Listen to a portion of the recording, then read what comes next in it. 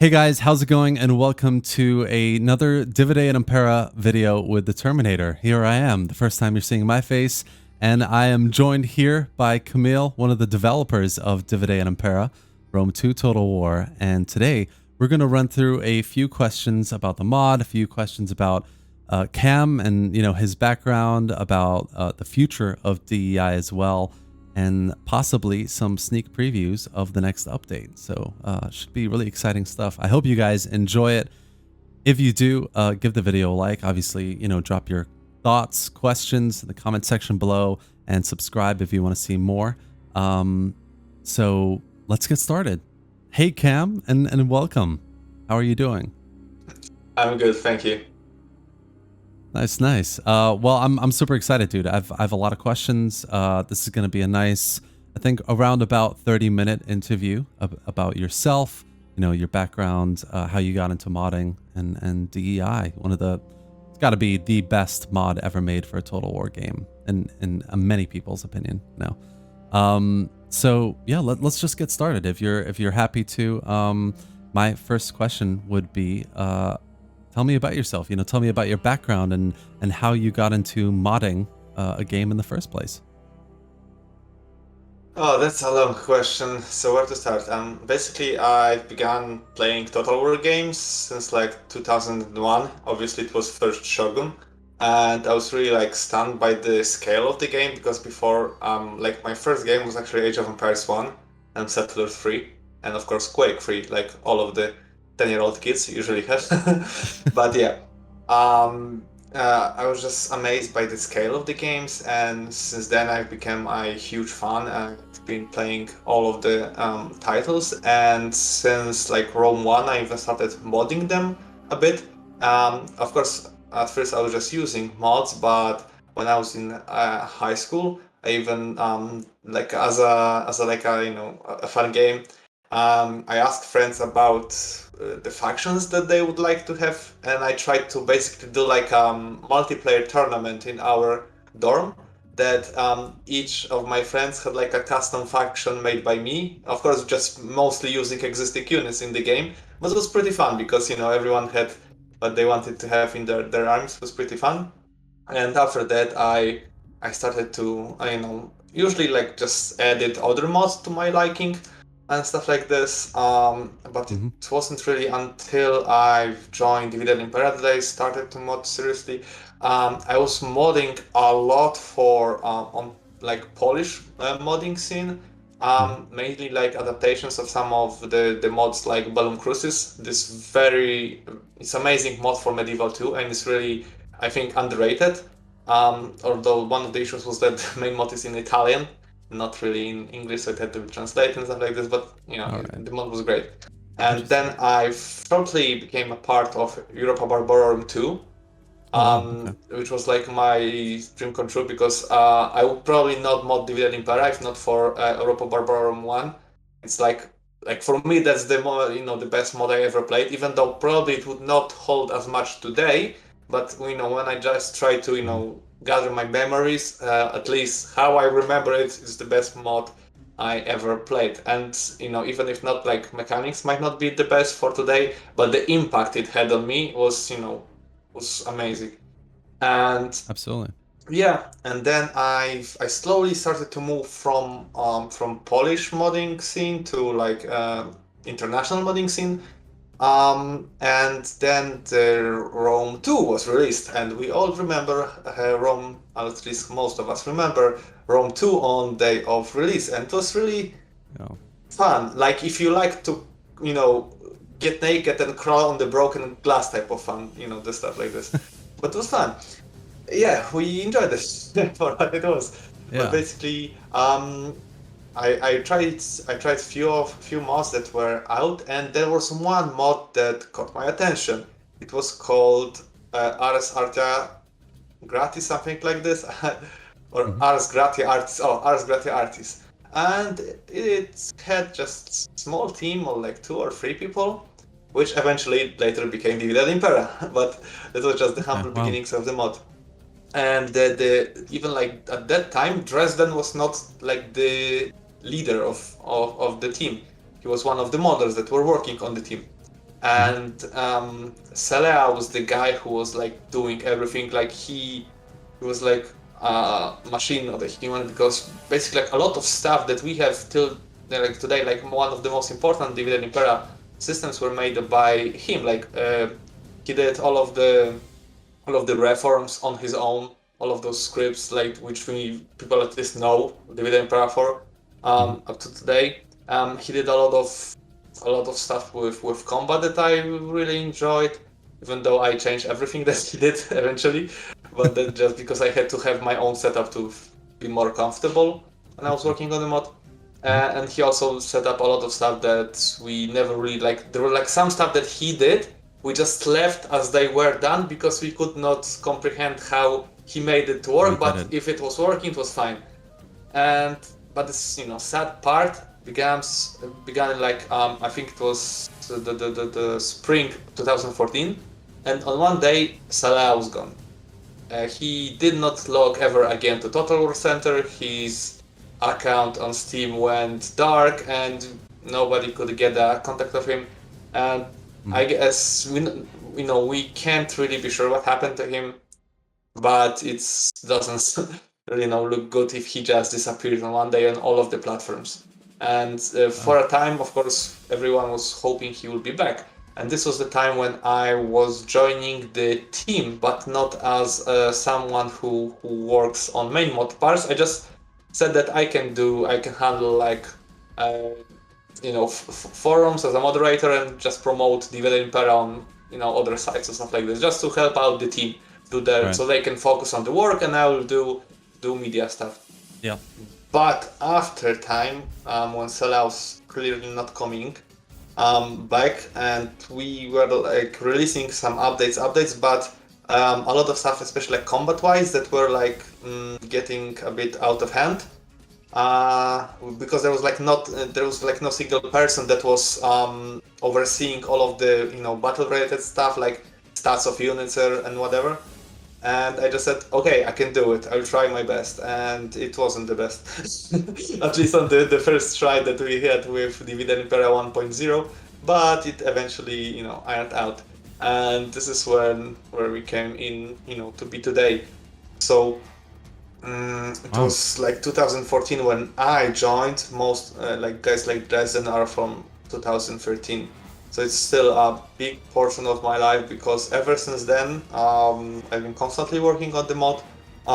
We used to even have like a bit more updates in the year, and now we just settled to have like two major updates in the year, like the summer release and usually like Christmas release. Of course, sometimes that goes move a bit further.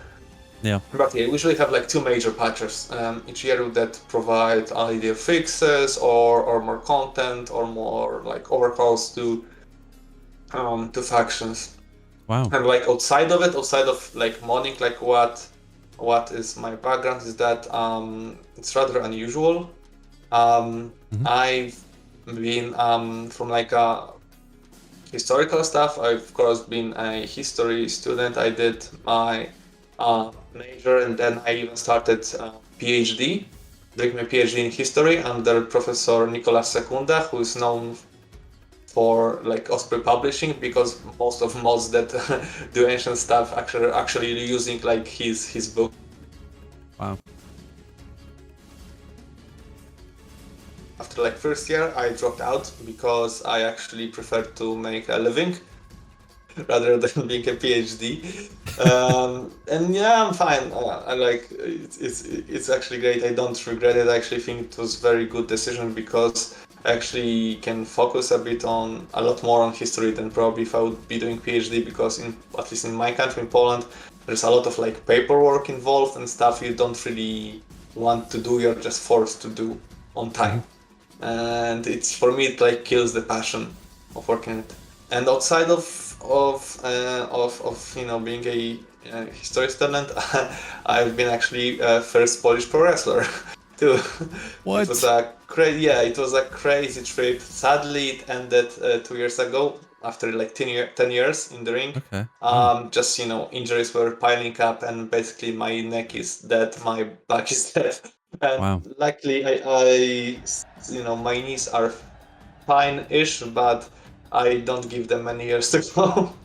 Oh, But that's yeah, that's it that's was. why you're on the computer doing those Divide and Yes, Impera mod yes, changes. yes. It's something that takes my mind out of it. I mean, it's like one of the stuff that I'm really sad that I can't be in the ring anymore because Yeah. I had really like high hopes with it.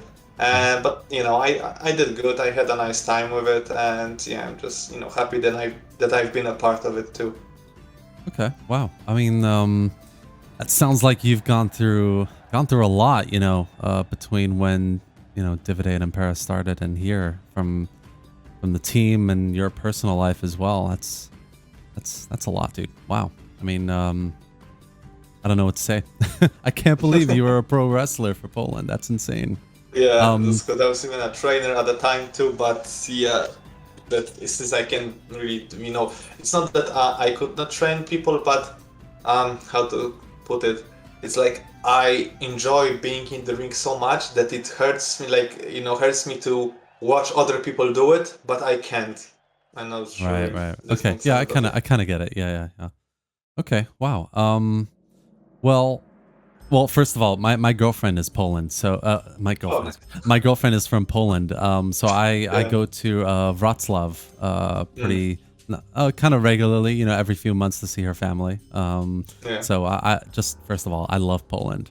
So yeah, really, cool. really, really love that country. But yeah, so I guess you gave us a lot of background here. How DEI started and how you got into it. And how far it's come. It's a massive mod. It adds so much to Rome 2, and to your point, Rome 2 did start off pretty rocky, so Yeah. the DEI really kind of swooped in and saved the day, basically. Um, but yeah, I guess can move on to our next question here, which would be for me, kind of personally, I want to ask, what's been the most challenging part of being on the DEI team? Working on the mod and making it the way it is today.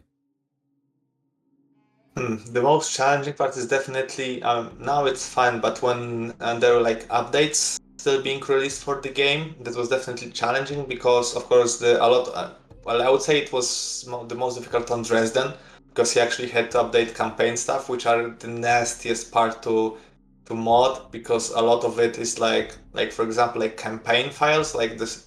It's called the start post file and it's basically a nightmare. I don't want even to get close to it.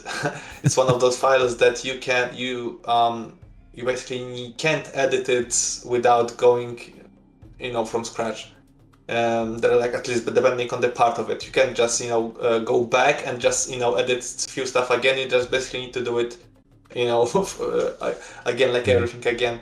And Okay. it's really horrible. And if you make a mistake, like a stupid typo or whatever, that does not outright crash the game, it can cause crashes later on. But good luck trying to find it. All right. At least Wow. with battle stuff, good part is that if you mess up, you see it right away because either game will not load, unit will not show up in the custom battle screen, Hmm. or basically there will be like a crash. Like that's the part like with animations. If you edit animations, you can end up with a situation when sometimes like battle randomly crashes in the middle, Hmm. and it's usually due to like missing link.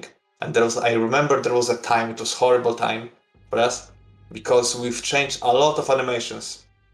Like it was around the time when we removed the infamous heart attack deaths. Oh I yeah. don't even like. I actually even forgot that they are in the game, like because we don't have them for such a long time. But it's adds a lot of immersion when people are not doing, spinning around when they are about to die. But basically, what happened there was that we've changed some of ranged deaths too, and it was related, I think, to the deaths caused by javelins. Hmm. And it was a very rare animation that for some reason was not working.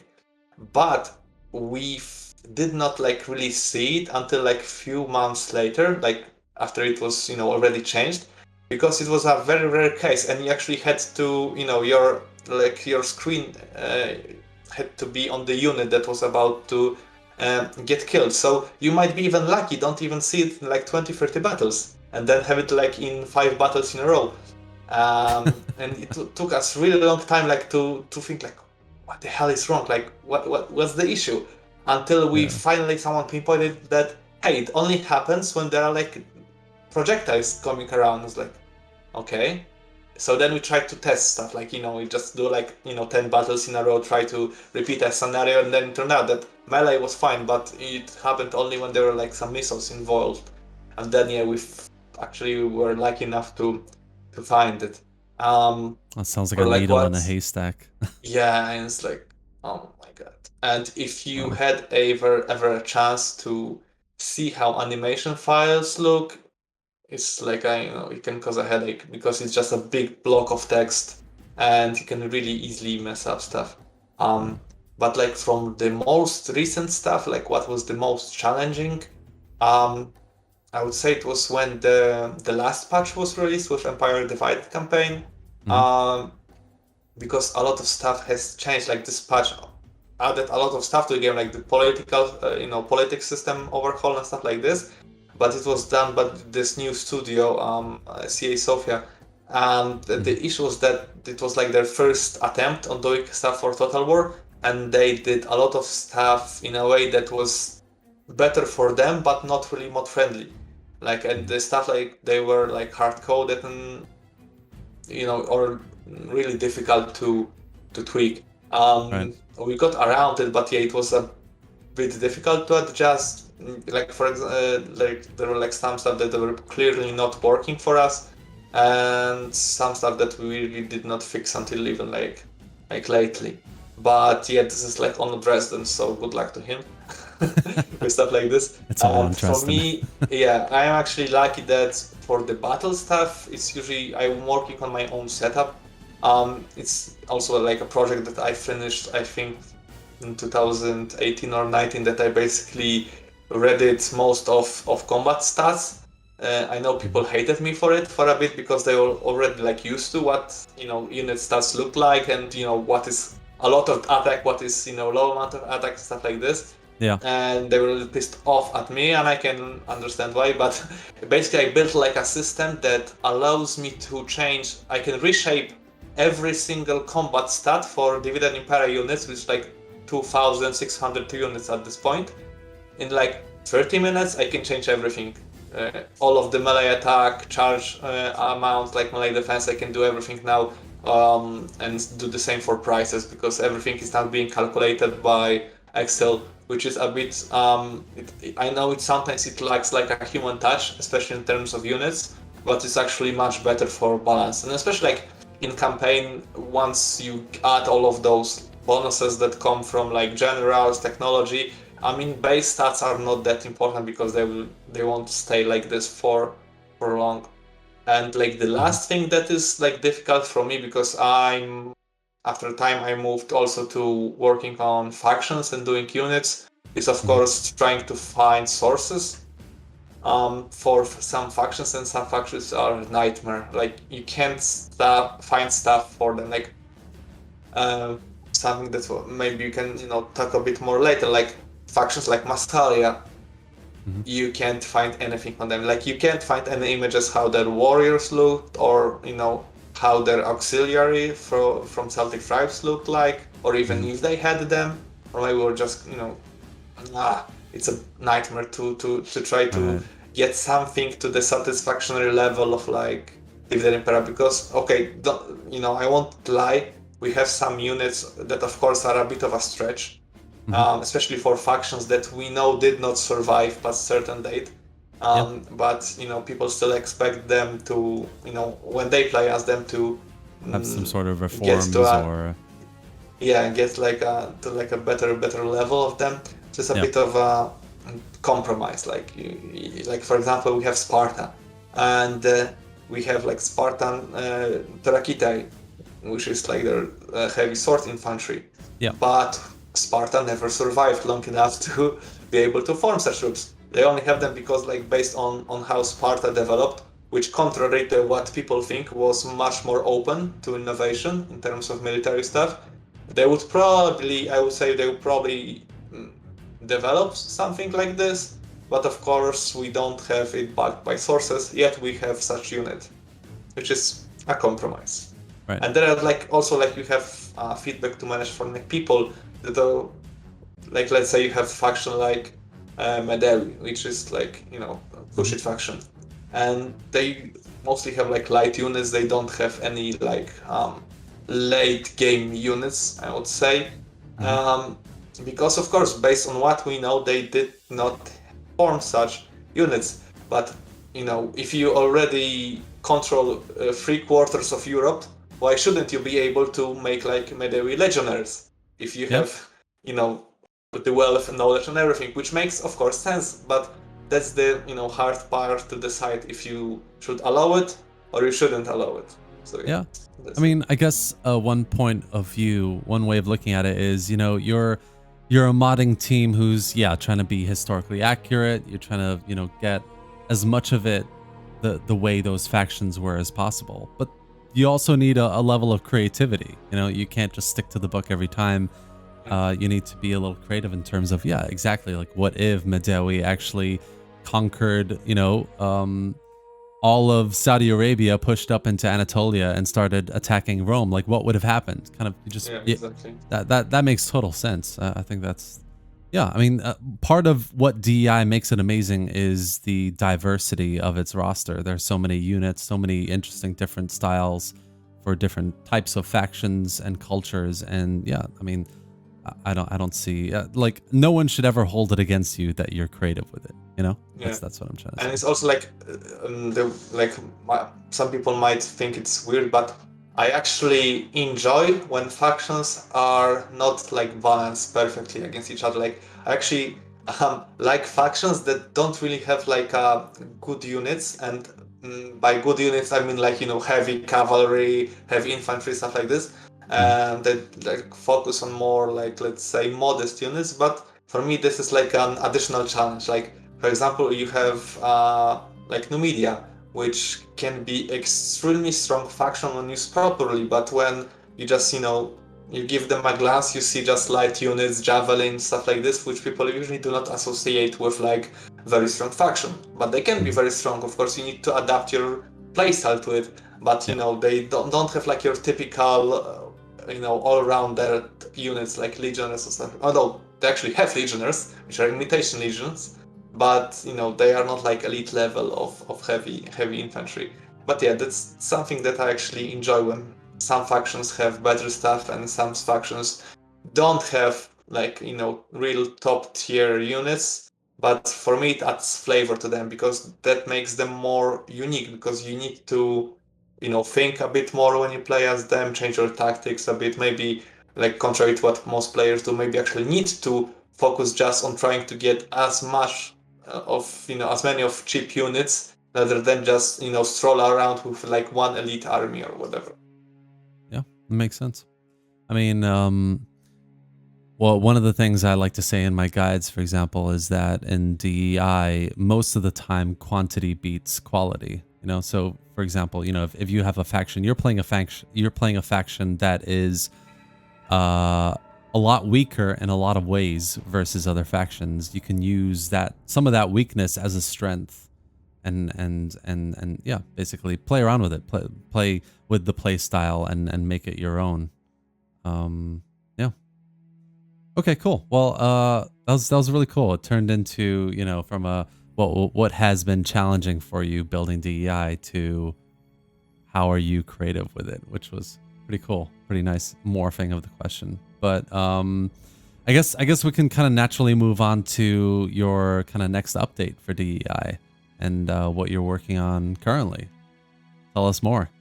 Oh yeah, this is going to be a pretty good update. For the first time in a long time, it does not have any like does not have like a battle overcall, because that was my like signature thing, that each update I would just shake up stuff. But I'm finally like at the point that I'm mostly fine with everything there is. Of course, there are like some stuff that's going to be a bit fixed. Like for example, like knockback for some of the ranged units will be smaller or even like removed, because I wanted to simulate some stuff with it, but I see that people don't really enjoy it, and I also noticed it adds some other issues. So that's going to be toned down. But from like the major stuff, like of course we are adding some factional overcalls, and also what's going to be really important for people is that performance patch we released some time ago for testing will be moved to main mod, which should provide a lot of performance improvements for people. Sadly, at the cost of removing unit stamina levels, because like what we found out is that it's not really working anymore, and we don't know from how long, but I think it's probably was one of the effects that was, I guess, removed in one of recent round 2 patches. We just never like noticed it after, because for example, we even have had stuff like ability that allows units to refill ammunition, which was used for baggage trains, but after one of patches it just stopped working. The effect was not working, and we presume that similar case maybe was with stamina. Maybe it was like working at one point and now it's not, because I even tried to change it in a lot of different ways and I just did not see the effect working at all. Of course, I still haven't gave up. What we plan to do is just for main mod is to remove stamina levels to overall help people with performance of their game, and as a side project try to fix it, try to work around it, and just release it as a submod, which will be fully compatible with everything. So yeah, I think it's a better solution, because then if you just want, if you have good enough PC, or just basically your PC is not having any issues with From 2, you can just safely use it, and if not, you just don't use the submod. But yeah, that's the plan. And for like stuff that I'm working on, is overhaul of some of Greek colonies, mainly Massalia, Bosphorian Kingdom, and Colchis. And of course, as a side dish, we are also spicing up some of Arabian factions and Iberians a bit. Mainly just try to make them a bit more unique, and just add some nice stuff for them. But I think the cherry on top is, of course, overhaul of Greek colonies, is that they are not just getting new like facelift or new units. It's actually more of a gameplay overhaul too, because we are going to change how they develop. They actually are going to lose their barracks like they have now, like to recruit infantry cavalry. Instead, they will have colonies or like land allotments for cultures. So for example, if you play as Bosphorian Kingdom, which used to be a mix of Greeks and nomadic tribes, you can either pick if you give more land to Greeks or more land to nomadic factions.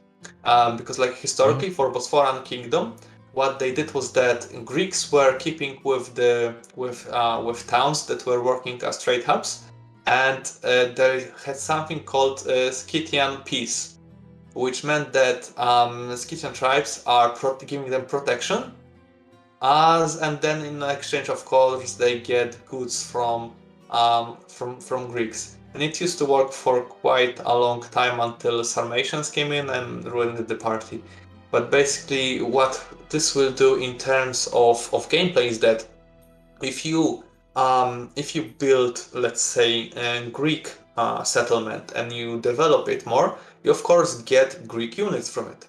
But because this is a colony, they don't have a lot of Greek soldiers. So for example, you might not get a big selection of levy units, because most of Greeks that are there are usually of a bit higher status, because they're like merchants, they are more of a ruling class rather than just like poor peasants. Of course, you will still get some lighter units, but yeah, it's mostly your line that you will get like heavy infantry from, like hoplites, or later like reformed like thorax infantry, and so of course some cavalry, but mostly light one.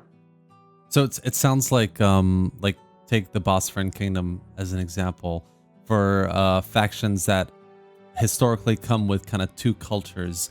You're almost saying right, okay, well, they have these two cultures, they'll have two population potentials, and you get to pick one depending on your playstyle, which one you want to kind of fill your roster with, essentially.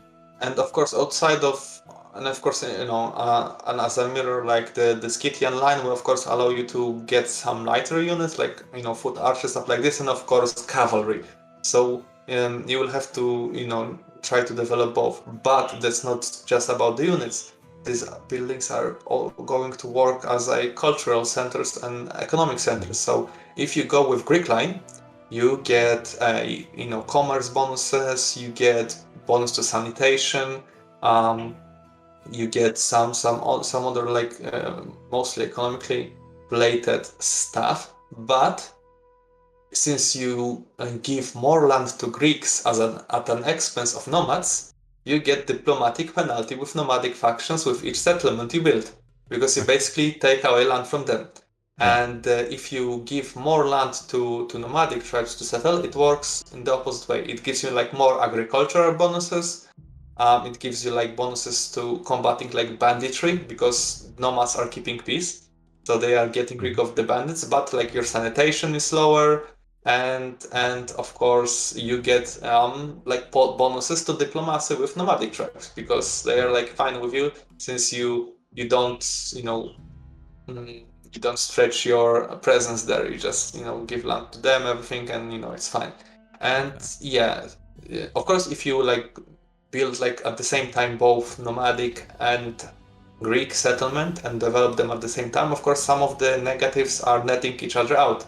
Like nomadic diplomacy will net off with the other diplomatic bonus from other line. But of course this means you just wasted 2 slots to have like 0 diplomatic impact.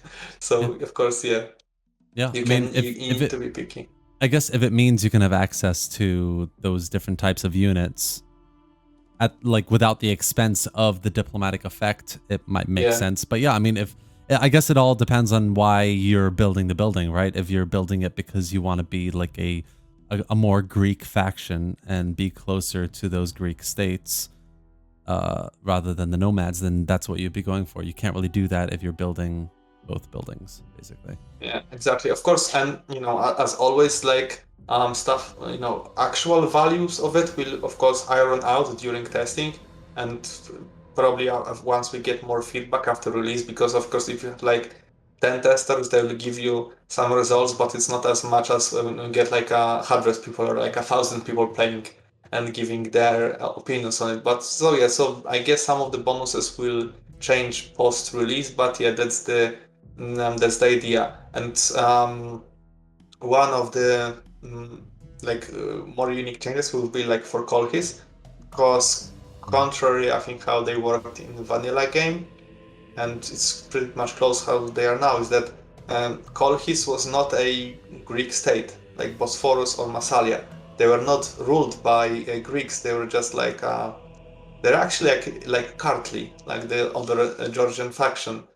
It's just that Greek presence was bigger in Colchis, like big enough to make an impact on the overall like state, but they were not like ruling class.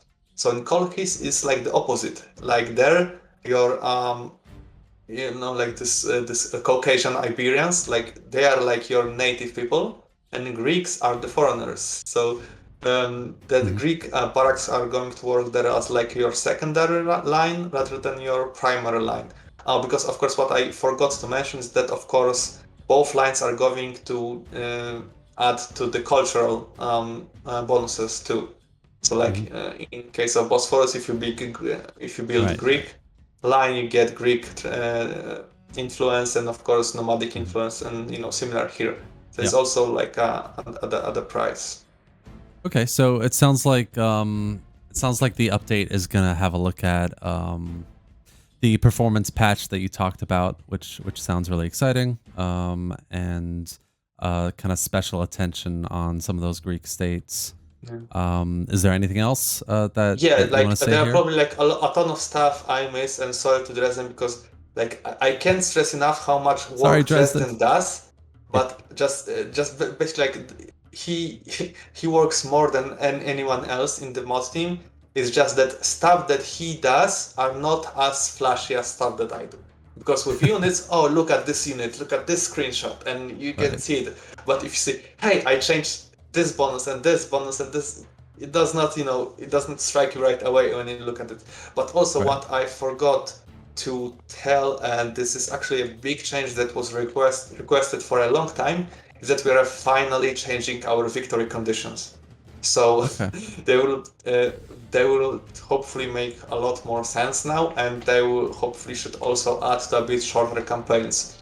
So let's say if you play like as Moravian Empire or like Bactria, you don't need to hold, let's say, like Italy, or maybe you can still need to hold Rome. But anyway, you don't need to hold regions that have had nothing to do with these factions, or were just really like stretching the campaign to the point that you don't want to finish it because you know you will win, but you still see like you have like 40 settlements to go. So what's the point of just pressing enter?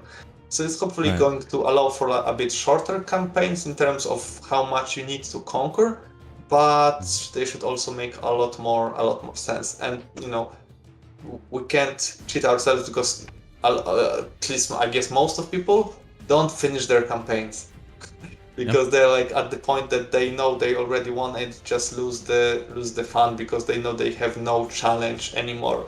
Or if they will be challenged, it will be more just of a setback rather than actual issue for them. So yeah, hopefully this will help our players.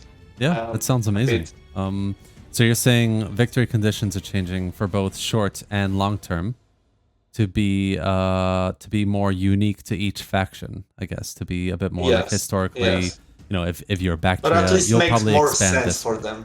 Yeah. Okay. That sounds awesome, to be honest. I think a lot of what historical Total War gets a little bit wrong is that objective of what you're trying to do as the faction. So that sounds really cool. Nice. Yeah, actually, like a lot of stuff like we have in probably like what I did like with the Greek colonies or what we're doing with the victory conditions is I know that historical fans would kill me, but it's actually a bit inspired by Warhammer. And I actually love Warhammer games. This interview's over. No. Yeah, it's over. Sorry. I will commit seppuku, but basically, what I really like about the way that Creative Assembly develops Warhammer games, I hope they will do it also for historical games, is that they put a lot of interesting stuff to do for each faction rather than just paint the map. So I actually hope that they will do more like more objective-based campaigns for factions, because I don't see a point why we shouldn't have or people maybe who played Paradox games. When you have a faction, you have like a list of goals for this faction to do, and when you complete each goal, you get like some faction-wide bonuses and stuff like this, which help to play like, let's say, in historical way. Of course, we can say that like Rome 2 had it too with this like chapter objectives, but they were just extra cash and stuff like this. They were like boring, and you did not really had. Actually, I even forgot they exist. Like I don't even check the screen what I need to do because I don't really care about them, because they're, first of all, like a lot of those chapters, but with stuff that I don't really have any like incentive to do.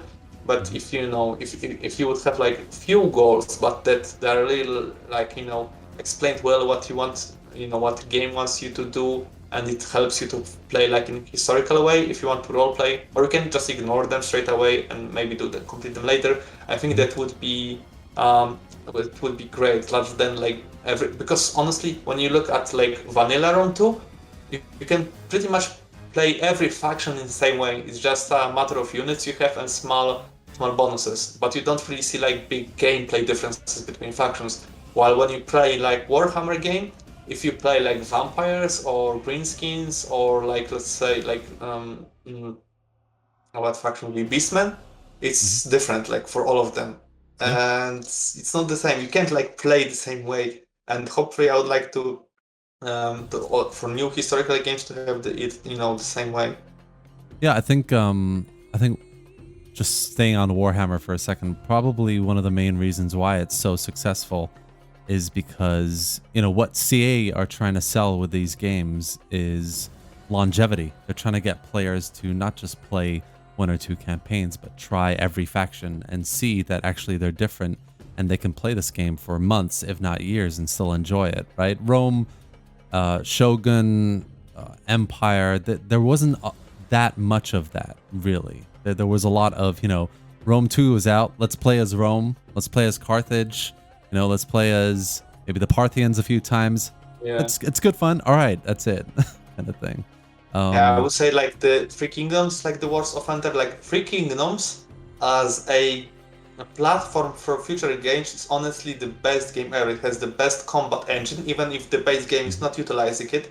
That's not important because, contrary to what people say, Creative Assembly actually does a good job with allowing modders to, you know, work on their games, and they left a lot of stuff that they don't use, but actually they like you know, left like open doors for modders to use it. And but the issue like with Three Kingdoms that if you won one campaign, you don't really have incentive to play it again because they will play pretty much, you know, the same way with just small differences. Especially that you can grab lords from other factions, which is, of course is great for from like a gameplay perspective. But if you play like Lubu, you can still get like Sun Jian on your side eventually. You know, if you play it right, and other way around too. So you know, if you played enough campaigns, you might even have like same amount of lords that you think are your top lords, and you will try to get them, you know, grab them like Pokemons each time.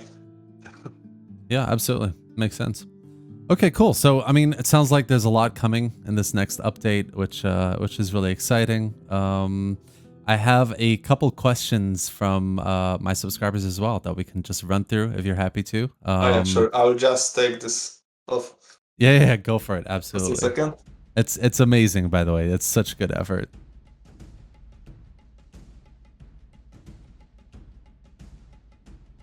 There he is. Oh. Just you know, kids, remember, always wear a hat before you put on male coif. It's not a good idea, but I did not have a hat, so. All right.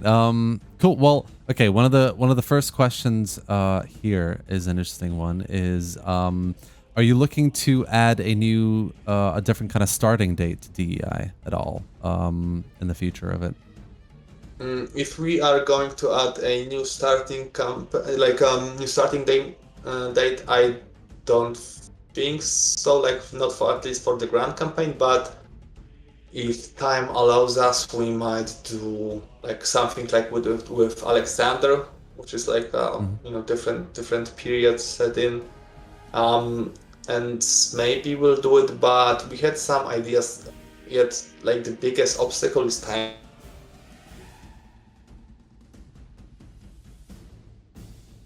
To put it right.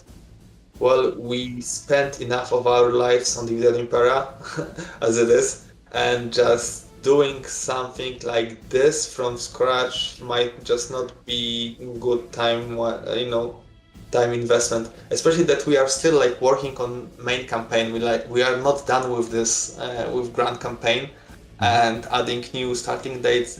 It's great, something we really would like to do, but we just might not have enough time to do it. Like look at other campaigns, like DLC campaigns, like Empire Divided or Rise of Rome. They are, you know, they have like basic Dividend Impera systems in it, but they are not Dividend Impera quality. And we just don't want to, spend our time on a new project when stuff like this are not done. And honestly, I can't really promise we will ever do, like, let's say Empire Divided, because it's completely different time frame from main campaign, and will require a lot of, like new assets, new models made just for us. And it would take, I would say, if I would put an estimate, like how long it would take, like for Empire Divided to be at a similar level to Grand Campaign, it would be, I would say, at least 2 years of only working on this one, just to get it to the level. And like for us, like biggest problem is that we, despite how big Dividend Impera is, in terms of like new model stuff, we actually don't have anymore like people who only do models for us and like textures. We have either models who just jump in from time to time, like our great amazing Critter Flo, who is our favorite barbarian on the team, who did a lot of like most of new textures we have in Dividend Impera, especially for like shields, are his work. But he's very busy man, and he can't do as much as he used to in the past. And for like 3D models, we have our friends from Rome to HD team, like Celticus and Benjin, who from time to time also do some stuff for us. But of course, they are also busy on their stuff, so it's fully understood if they can't of course do a lot for us. But yeah, we're very grateful for any help we get in this department. So as an advertisement, if you want to do some 3D models and you want to have them featured in Dividend Impera, just give us a shout, because we will always welcome even just one new helmet. That's great. Like you can do like one sword or one like scabbard. Amazing, do it. Just send it to us. We won't really we won't really complain and everything. Yeah, hell yeah. If you heard that and you're interested, definitely get in touch with Cam. And if you're not on the DEI Discord, you can get in touch with him there as well. Nice. Okay, cool. Well, let's do one more community question here. Another good one is, will there be any official submods to change the AI auto-resolve balance, or is that something you consider looking at that in the future for DEI? It's not really a matter of submod. It's just something that is really difficult to change. Like we, even in last patch, I think we tried to touch it, but it's honestly the only Total War game where I could understand how to mod auto-resolve is Three Kingdoms. It's like the only game that after spending some time I could actually understand how to make it work to make sense. But in Rome 2, it's really difficult. Like we tried changing it a bit. Like for example, if it's don't want to spoil for everyone, but this game favors missile units in auto resolve and numbers, because I think that this in Rome 2 it just works as this, like the calculation for auto resolve. At least how I see it set up in the game is that it's like a damage multiplier. So if you have, it doesn't really look in that much into like stuff like melee attack or melee defense, or like even I think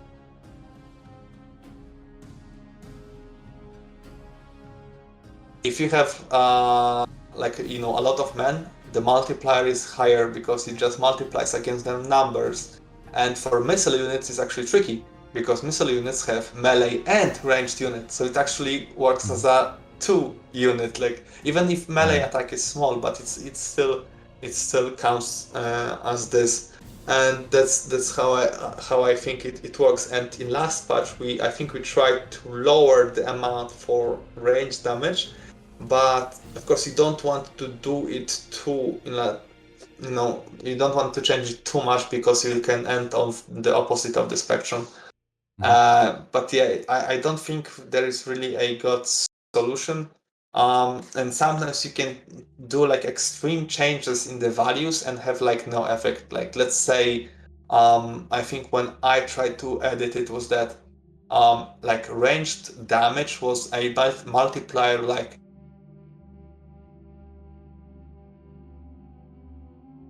0.5, and I changed it to 0.2, which is like a couple times higher.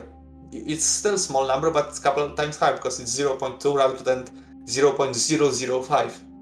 It did not change. Like when I had like a save game like before battle with the old value done, and then loaded the same battle, it did not move an inch. Even though it's I would assume it would move at least slightly.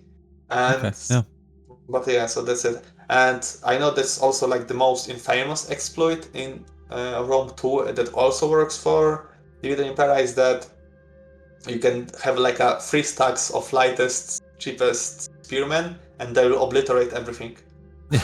Yeah, because absolutely. the game calculates it like exponentially, like it grows exponentially. Like you have, maybe you've seen it, like you have like one stack, and the game will tell you that you have like maybe like a third of the bar that you are going to win. So it's not really in your favor, and then you just Right. add another stack that does not even need to be like a full stack, and now it goes the opposite way, even though like the quality of your units did not really go up that much. So yeah, Right. I would say, put it like this: we hope to improve it, but we can't promise we'll be able to do a lot with it. Okay. Yeah, that makes sense. Yeah, it sounds like a really tough thing to do. So yeah.